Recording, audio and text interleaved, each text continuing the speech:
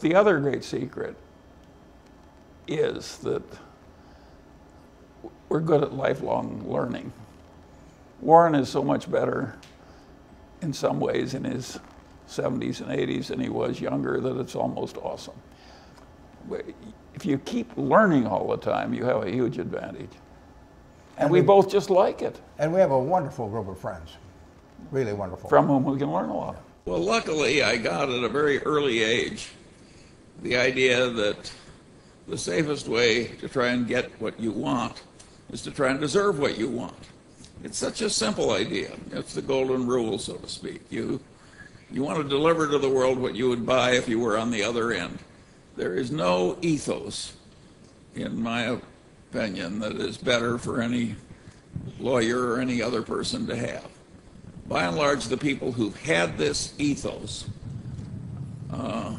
win in life, and they don't win just money, just honors and emoluments. They win the respect, the deserved trust of the people they deal with. And there is huge pleasure in life to be obtained from getting deserved trust. And the way to get it is to deliver what you'd want to buy if the circumstances were reversed. One of these guys at the Berkshire meeting from one of the foreign publications said, why do a couple of guys in a little place in Omaha do so much better than all these powerful minds in great institutions? And I said, well, I think Warren and I know the edge of our competency better than other people do. And that's humility in the umbrella sense, and that is a very important thing to know. I say over and over again, it's not a competency if you don't know the edge of it. You are a disaster if you don't know the edge of your own competency. Warren frequently says, I'd rather deal with a guy with an IQ of 130 who thinks it's 125 than a guy with an IQ of 180 that thinks it's 200. That second guy will kill you. And so it is very important to know the edge of your own competency. It's not my nature, when you get little surprises as a result of human nature, to spend much time feeling betrayed. I always want to just put my head down and adjust. So I don't allow myself to spend much time ever with any feelings of betrayal. So you're asking the wrong person, because if some flickering idea like that came to me, I'd get rid of it quickly. I don't like any feeling of being victimized. I think that's a counterproductive way to think as a human being. And I am not a victim. I'm a survivor.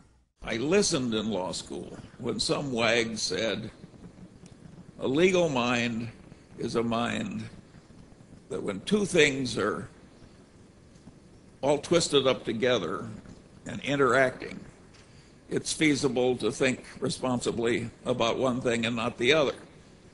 Well, I could see from that one sentence that was perfectly ridiculous. And it pushed me further into my natural drift, which was into learning all the big ideas and all the big disciplines. So I wouldn't be a perfect damn fool who was trying to think about one aspect of something that couldn't be removed from the totality of the situation in a constructive fashion. And what I noted, since the really big ideas carry 95% of the freight, that it wasn't at all hard for me to pick up all the big ideas in all the disciplines and make them a standard part of my mental routines. Once you have the ideas, of course, they're no good if you don't practice. If you don't practice, you lose it. So I went through life constantly practicing this multidisciplinary approach. Well, I can't tell you what that's done for me. It's made life more fun. It's made me more constructive. It's made me more helpful to others. It's made me enormously rich. You name it, that attitude really helps. We have to deal in things that we're capable of understanding. And then once we're over that filter, we have to have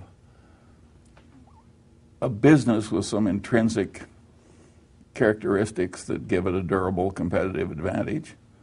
And then, of course, we would vastly prefer a management in place with a lot of integrity and talent. And finally, no matter how wonderful it is, it's not worth an infinite price. So we have to have a price that makes sense and gives a margin of safety considering the natural vicissitudes of life. That's a very simple set of ideas. And the reason that our ideas have not spread faster is they're too simple. The professional classes can't justify their existence if that's all they have to say. We have this system where we try and select very trustworthy people and give them enormous trust. And as they practice that trust, they get more confirmed in being trustworthy. And eventually we've got this seamless web of trust, which is incredibly efficient and very useful. And by the way, this is not just my doctrine. This is a doctrine in economics that tries to explain why firms come into existence. And firms come into existence because a lot of people who trust one another operating within a firm are more efficient than they would be if they were a bunch of independent proprietors. I'm really following a very key idea of the greatest lawyer of antiquity, Marcus Tullus Cicero. And Cicero is famous for saying, a man who doesn't know what happened before he's born goes through life like a child. Now, that is a very correct idea of Cicero's, and he's right to ridicule somebody so foolish as not to know what happened before he was born.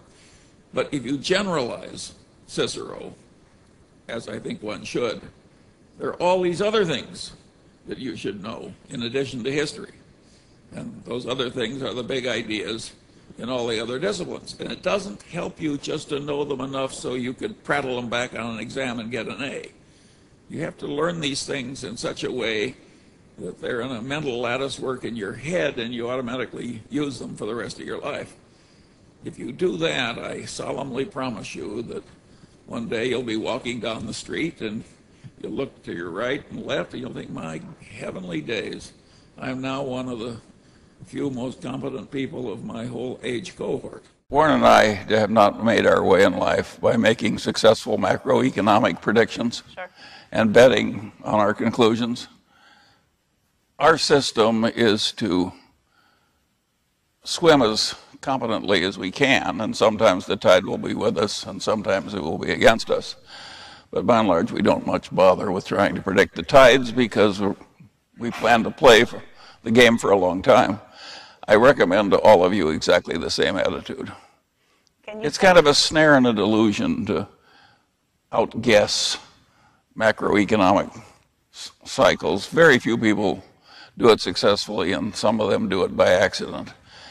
When the game is that tough, why not adopt the other system of swimming as competently as you can and figuring that over a long life you'll have your share of good tides and bad tides. Life will have terrible blows in it, horrible blows, unfair blows. Doesn't matter. And some people recover and others don't. And there I think the attitude of Epictetus is the best. He thought that every mischance in life was an opportunity to behave well. Every mischance in life was an opportunity to learn something. And that your duty was not to be submerged in self-pity, but to utilize the terrible blow in a constructive fashion.